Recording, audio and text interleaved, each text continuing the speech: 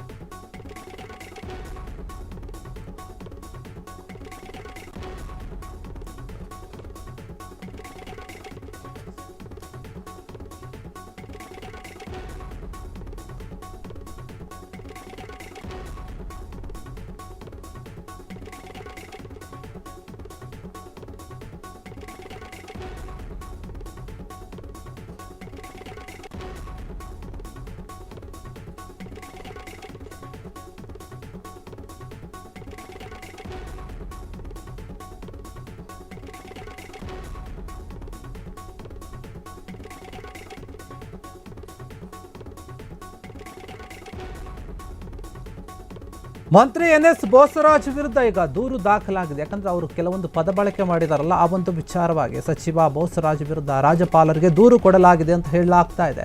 ದೇಹಾತ್ಮಕ ಹಾನಿ ಮತ್ತು ಬೆದರಿಕೆ ಆರೋಪದಡಿ ದೂರು ದಾಖಲಾಗಿದೆ ಅಂತ ರಾಜ್ಯಪಾಲರಿಗೆ ದೂರು ಕೊಡಲಾಗಿದೆ. ಕಾಮಗಾರಿ ವಿಳಂಬವನ್ನು ಪ್ರಶ್ನಿಸುವ ಒಂದು ಬರದಲ್ಲಿ ಬೆದರಿಕೆ ಹಾಕಿದ್ದಾರೆ ಎನ್ನುವಂಥ ಆರೋಪ ಕೇಳಿ ಬರ್ತಾ ಇದೆ. 1 ಕೋಟಿ ವೆಚ್ಚದ ಒಂದು ಕಾಮಗಾರಿ ಏನಿತ್ತು ಅದು ವಿಳಂಬ ಆಗಿತ್ತು, ಅದನ್ನು ಪ್ರಶ್ನೆ ಮಾಡಿದ್ರು ಬೋಸರಾಜ್ ಅವರು. KRIDL ಇಲಾಖೆ ಅಧಿಕಾರಿ ಹನುಮಂತಪ್ಪ ಏನಿದ್ದಾರೆ ಅವರನ್ನ ಒದೆಯುತ್ತೇನೆ ಅಂತ ಹೇಳಿ ಪದ ಪ್ರಯೋಗ ಮಾಡಿದ್ರು ಸಚಿವರು. ಈ ಒಂದು ಪದ ಬಳಸೋದ್ರಿಂದ ಏನಾಗ್ತಾ ಇದೆ ಅಂದರೆ ಇದು ಅಸಂವಿಧಾನಬದ್ಧವಾದಂತಹ ಒಂದು ಪದ ಪ್ರಯೋಗ ಆಗಿದೆ ಅಂತ ಹೇಳಿ ಅವರ ವಿರುದ್ಧ ವ್ಯಾಪಕ ಆಕ್ರೋಶ ಕೇಳಿ ಬರ್ತಾ ಇದೆ.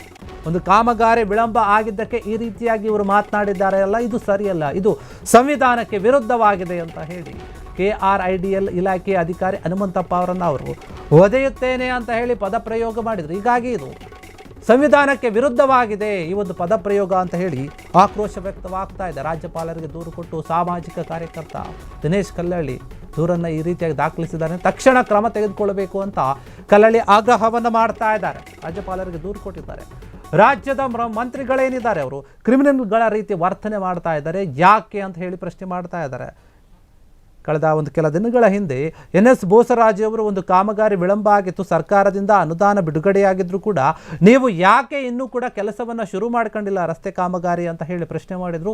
ಆ ರೀತಿ ಪ್ರಶ್ನೆ ಮಾಡುವಂತಹ ಒಂದು ಬರದಲ್ಲಿ ಕೆಲವೊಂದು ಪದ ಪ್ರಯೋಗ ಏನಿತ್ತು ನಿಜಕ್ಕೂ ಕೂಡ ಆ ಅಧಿಕಾರಿಗೆ ಮಾಡಿದಂತಹ ಅವಮಾನ ಮತ್ತು ಸಂವಿಧಾನಕ್ಕೆ ಮಾಡಿದಂತಹ ಒಂದು ಅವಮಾನ ಆಗಿದೆ ಅಂತ ಒಂದು ರೀತಿಯಲ್ಲಿ ಕಲ್ಲಳ್ಳಿಯವರು ಈಗ ರಾಜ್ಯಪಾಲರಿಗೆ ದೂರು ಕೊಟ್ಟಿದ್ದಾರೆ ಅಂತ ಹೇಳಲಾಗ್ತಾ ಇದೆ ಈ ಒಂದು ವಿಚಾರ. ಯಾಕಂದರೆ ರಾಜ್ಯಪಾಲರಿಗೆ ಕಲ್ಲಳ್ಳಿ ದೂರು ಕೊಟ್ಟಂತಹ ಬೆನ್ನಲ್ಲೇ ಈ ಒಂದು ವಿಚಾರ ಈಗ ಏನಾಗ್ತಾ ಇದೆ, ಸಾಕಷ್ಟು ಚರ್ಚೆ ಆಗ್ತಾ ಇದೆ. ಯಾಕೆ ಮಂತ್ರಿಗಳು ಈ ರೀತಿಯಾಗಿ ನಡೆದುಕೊಳ್ತಾ ಇದ್ದಾರೆ, ಇವರು ರಾಜ್ಯದ ಮಂತ್ರಿಗಳು ಕ್ರಿಮಿನಲ್ಗಳ ರೀತಿ ವರ್ತನೆ ಮಾಡ್ತಾ ಇದ್ದಾರೆ, ಇದು ಅಪಾಯ ಅಂತ ಹೇಳ್ತಾ ಇದ್ದಾರೆ. ಇಂತಹ ಮಂತ್ರಿಗಳನ್ನು ಸಂಪುಟದಿಂದಾನೇ ಹೊರಗೆ ಹಾಕಬೇಕು. ರಾಜ್ಯಪಾಲರಿಗೆ ಕಲ್ಲಳ್ಳಿ ದೂರಿನ ಒಂದು ಬೆನ್ನಲ್ಲೇ ಸಂಚಲನ ಮೂಡಿಸ್ತಾ ಇದೆ ಈ ಒಂದು ಬೆದರಿಕೆ ಪ್ರಕರಣ. ನಿಜಕ್ಕೂ ಕೂಡ ಏನು ದೊಡ್ಡ ಮಟ್ಟದ ಚರ್ಚೆ ಆಗ್ತಾ ಇದೆ. ಎನ್.ಎಸ್. ಬೋಸರಾಜ್ ಅವರು ಒಬ್ಬ ಅಧಿಕಾರಿಗೆ, ಸರ್ಕಾರಿ ಅಧಿಕಾರಿಗೆ ಈ ರೀತಿಯಾದಂತಹ ಒಂದು ಪದ ಪ್ರಯೋಗವನ್ನು ಮಾಡಬಾರದು, ಅದು ಸಂವಿಧಾನಕ್ಕೆ ವಿರುದ್ಧ, ಆ ಅಧಿಕಾರಿಗೆ ಆದಂತಹ ಅವಮಾನ.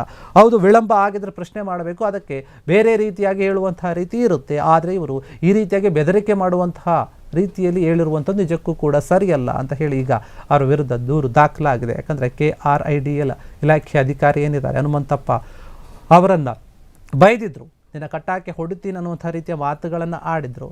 ಹೀಗಾಗಿ ಅದೇ ಒಂದು ವಿಚಾರವಾಗಿ ಈಗ ದೂರು ದಾಖಲಾಗಿದೆ. ಆ ಸಮಯದಲ್ಲಿ ಏನು ಬಂದಂತಹ ಎನ್.ಎಸ್. ಬೋಸರಾಜ್ ಅವರು ಹೇಳ್ತಾರೆ, ಅಧಿಕಾರಿಯನ್ನು ಕರೆಸಿ ಮಾತನಾಡ್ತಾರೆ, ಯಾಕೆ ಇನ್ನೂ ಕೂಡ ಕಾಮಗಾರಿ ಶುರು ಮಾಡ್ಕೊಂಡಿಲ್ಲ, ನೀವು ಸರ್ಕಾರದಿಂದ ಅನುದಾನ ಬಿಡುಗಡೆಯಾಗಿದೆ ಆದರೂ ಕೂಡ ಯಾಕೆ ಮಾಡಿಲ್ಲ, ಏನು ಮಾಡ್ತಾ ಇದ್ರಿ ನೀವೆಲ್ಲ, ನೀವೇನು ಅಂದ್ಕೊಂಡಿದ್ದೀರಿ, ಆ ರೀತಿ ಇದೆ ಅಂತ ಕೆಲವೊಂದು ಮಾತುಗಳನ್ನು ಆಡಿದರು. ಹೀಗಾಗಿ ಅದೇ ಒಂದು ವಿಚಾರವಾಗಿ ಏನು ಅವರು ವಿವಾದಾತ್ಮಕವಾಗಿ ಮಾತುಗಳನ್ನು ಅಥವಾ ಮನಸ್ಸಿಗೆ ಹಾನಿಯಾಗುವಂತಹ ಒಂದು ರೀತಿಯಲ್ಲಿ ಮಾತನಾಡಿದ್ದಾರೆ. ಒಂದು ಕಾಮಗಾರಿ ಆಗದೇ ಇರೋ ಕಾರಣಕ್ಕೆ ದೇಹಾತ್ಮಕ ಮತ್ತು ಹಾನಿ, ಇದು ಬೆದರಿಕೆ ಕೂಡ ಆಗಿದೆ ಅಂತ ಹೇಳಿ ಕಲ್ಲಳ್ಳಿ ಅವರು ದೂರನ್ನು ಕೊಟ್ಟಿದ್ದಾರೆ ರಾಜ್ಯಪಾಲರಿಗೆ. ಇವರ ವಿರುದ್ಧ ನೀವು ಕೂಡಲೇ ಕ್ರಮವನ್ನು ತೆಗೆದುಕೊಳ್ಬೇಕು. ಇವರು ರಾಜ್ಯದ ಮಂತ್ರಿಗಳೇನಿದ್ದಾರೆ ಅವರು ಒಂದು ರೀತಿಯಲ್ಲಿ ಕ್ರಿಮಿನಲ್ಗಳ ರೀತಿ ವರ್ತನೆ ಮಾಡ್ತಾ ಇದ್ದಾರೆ, ಇದು ಸರಿಯಲ್ಲ, ಇದು ಅಪಾಯ ಅಂತ ಹೇಳಿ ಆಕ್ರೋಶ ವ್ಯಕ್ತವಾಗ್ತಾ ಇದೆ. ರಾಜ್ಯಪಾಲರಿಗೆ ದೂರು ಕೊಟ್ಟಿದ್ದಾರೆ ಈ ಒಂದು ವಿಚಾರವಾಗಿ. ಸಾಮಾಜಿಕ ಕಾರ್ಯಕರ್ತ ಆಗಿರುವಂತಹ ದಿನೇಶ್ ಕಲ್ಲಳ್ಳಿ ನೀವು ಗಮನಿಸ್ತಾ ಇರಬಹುದು, ಅವರು ದೂರು ಕೊಟ್ಟಿದ್ದಾರೆ, ಪತ್ರ ಕೂಡ ಇದೆ. ಹೀಗಾಗಿ NS ಬೋಸರಾಜ್ ನಡೆ ಏನಿದೆ ನಿಜಕ್ಕೂ ಕೂಡ ಇದು ಸರಿಯಲ್ಲ ಅಂತ ಹೇಳಿ ವಿರೋಧವನ್ನು ವ್ಯಕ್ತಪಡಿಸ್ತಾ ಇದ್ದಾರೆ. ರಾಜ್ಯದ ಮಂತ್ರಿಗಳು ಈ ರೀತಿಯಾಗಿ ನಡೆದುಕೊಳ್ಬಾರ್ದು. CM ಸಿದ್ದರಾಮಯ್ಯ ಅವರು ಕೂಡ ಇದ್ರ ಬಗ್ಗೆ ಗಮನ ಹರಿಸಬೇಕು, ಕ್ರಮ ತೆಗೆದುಕೊಳ್ಬೇಕು. ಅವರನ್ನು ವಜಾ ಮಾಡಿದ್ರೂ ಕೂಡ ಏನು ತಪ್ಪಿಲ್ಲ ಅನ್ನುವಂಥ ರೀತಿಯಲ್ಲಿ ದೂರು ಕೊಟ್ಟಂತೆ ಕಾಣ್ತಾರೆ. ಹೀಗಾಗಿ ಇದ್ರ ಬಗ್ಗೆ NS ಬೋಸರಾಜ್ ಅವರ ಮೇಲೆ ಯಾವ ರೀತಿಯಾದಂಥ ಒಂದು ಕ್ರಮ ಆಗುತ್ತೆ ಅದನ್ನು ಕೂಡ ಕಾದು ನೋಡಬೇಕು. ಒಂದು ವೇಳೆ ಇವರು ಸಚಿವ ಸಂಪುಟದಿಂದ ಏನಾದರೂ ಹೊರಗೆ ಹಾಕ್ತಾರಾ, ಮುಖ್ಯಮಂತ್ರಿಗಳು ಅವರ ಗಮನಕ್ಕೆ ಏನಾದರೂ ಒಂದು ವಿಚಾರ ಬರುತ್ತಾ, ರಾಜ್ಯಪಾಲರಿಗೆ ಏನು ಕಲ್ಲಲ್ಲಿ ದೂರು ಕೊಟ್ಟಿದ್ದಾರಿಲ್ಲ ಆ ಬೆನ್ನಲ್ಲ ಈಗ ಸಾಕಷ್ಟು ಸಂಚಲನವನ್ನು ಮೂಡಿಸ್ತಾ ಇದೆ. ಯಾಕೆ ಬೋಸರಾಜ್ ಅವರು ಈ ರೀತಿಯಾಗಿ ಮಾತನಾಡಿದ್ರು, ಯಾಕೆ ವಿವಾದವನ್ನು ಮೈ ಮೇಲೆ ಎಳೆದುಕೊಂಡ್ರು ಎನ್ನುವಂತಹ ವಿಚಾರ ಕೇಳಿ ಬರ್ತಾ ಇದೆ. ಹೀಗಾಗಿ ಈ ಒಂದು ವಿಚಾರ ದೊಡ್ಡ ಮಟ್ಟದಲ್ಲಿ ಚರ್ಚೆ ಆಗ್ತಾ ಇದೆ, ರಾಜ್ಯಪಾಲರವರೆಗೂ ಹೋಗಿದೆ ದೂರು. ಹೀಗಾಗಿ ಏನಾಗಬಹುದು, CM ಸಿದ್ದರಾಮಯ್ಯ ಅವರ ನಡೆ ಏನು, ಇದ್ರ ಬಗ್ಗೆ ಏನು ಸ್ಪಷ್ಟೀಕರಣವನ್ನು ಕೊಡುತ್ತಾರೆ ಅಥವಾ ವಜಾ ಆಗ್ತಾರಾ ಇಲ್ವಾ ಇವರು, ಇದೆಲ್ಲವೂ ಕೂಡ ಚರ್ಚೆಯಲ್ಲಿರುವಂಥ ವಿಚಾರ. ಹೀಗಾಗಿ NS ಬೋಸರಾಜು ಅವರ ವಿರುದ್ಧ ಯಾವ ರೀತಿಯಾದಂತಹ ಒಂದು ಕ್ರಮ ಆಗುತ್ತೆ ಅನ್ನೋದನ್ನ ಕಾದು ನೋಡಬೇಕಾಗಿದೆ. ಕ್ಷಣ ಕ್ಷಣದ ಸುದ್ದಿಗಳಿಗಾಗಿ ಫ್ರೀಡಂ ಟಿವಿ ಸಬ್ಸ್ಕ್ರೈಬ್ ಮಾಡಿ, ಲೈಕ್ ಮಾಡಿ ಹಾಗೂ ಫಾಲೋ ಮಾಡಿ. ಹೊಸ ಸುದ್ದಿಗಳ ನೋಟಿಫಿಕೇಶನ್ಗಾಗಿ ಬೆಲ್ ಐಕಾನ್ ಮೇಲೆ ಕ್ಲಿಕ್ ಮಾಡಿ.